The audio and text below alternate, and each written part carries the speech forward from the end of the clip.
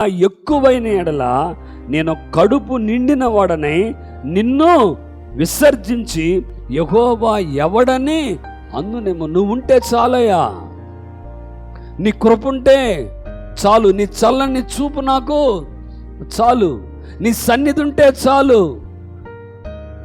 నాకు ఐశ్వర్యమైనను పేదరికమైనను నాకు రాకుండా చేయి. నీవుంటే చాలు, నీవు నాకున్నావు చాలు, అంతే. నాకు గొప్ప ఐశ్వర్యం కావాలని నేను కోరుకుంటున్నా. అలా అని పేదరికంలో ఉండి ఒకరిని దోచుకుని నీ నామానికి అవమానం తేవాలని అనుకోవట్లా. నాకు ఏ నాటికి కావలసిన ఆహారము నాకు దయచేయండి. ప్రభు ప్రార్థన నేర్పారు కదా, మాకు ఏ నాటికి కావలసిన ఆహారం మాకు దయచేయము. అవునండి, ఇక్కడ భక్తుడు అగూరు అనే భక్తుడు ఎంత చక్కగా మాట్లాడుతున్నాడండి. దేవా, నాకు ఐశ్వర్యమైనను పేదరికమైనను ఐశ్వర్యమైన నాకు తగినంత ఆహారము నాకు నీవుండి తగినంత ఆహారం, ఏ నాటికి చాలిన ఆహారం నాకు ఇవ్వు. నువ్వుంటే చాలు, నీవుంటే, నీ కృపుంటే చాలు, నీ సన్నిధి ఉంటే చాలు, నీ చల్లని చూపుంటే నాకు చాలు.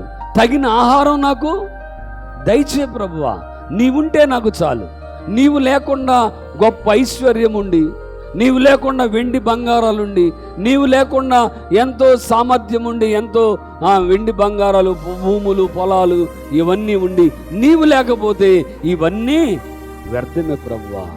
నాకు పేదరికమైనను ఐశ్వర్యమైనను దయచే తగినంత ఆహారము నాకు ఎక్కువైన ఎడల కడుపు నిండి ఏమండి నిన్ను విసర్జించి యెహోవా ఎవడని.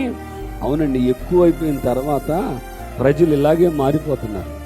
పేదరికంలో ఉన్నప్పుడు, కష్టాల్లో ఉన్నప్పుడు దేవుని మీద ఆనుకున్న విధానం ఏమండి కొంచెం సమృద్ధి వచ్చిన తర్వాత, కొంచెం సంతోషము కలిగిన తర్వాత, కొంచెము ఏమండి ఆర్థికముగా స్థిరపడిన తరువాత యెహోవా ఎవడు, దేవుడు ఎవడు అనే విధానంలోకి వెళ్ళిపోతున్నాడు. అందుకనే భక్తుడు అన్నాడు, ప్రభువా నా జీవితంలో అలాగూ ఉండనీయద్దు, నాకు ఐశ్వర్యము వద్దు, ఐశ్వర్యమైనను పేదరికమైన నాకు వద్దు, ఏనాటి ఆహారము నాకు ఇలాంటి విశ్వాసం గలవారు ఈ లోకంలో ఎంతమంది ఉన్నారండి?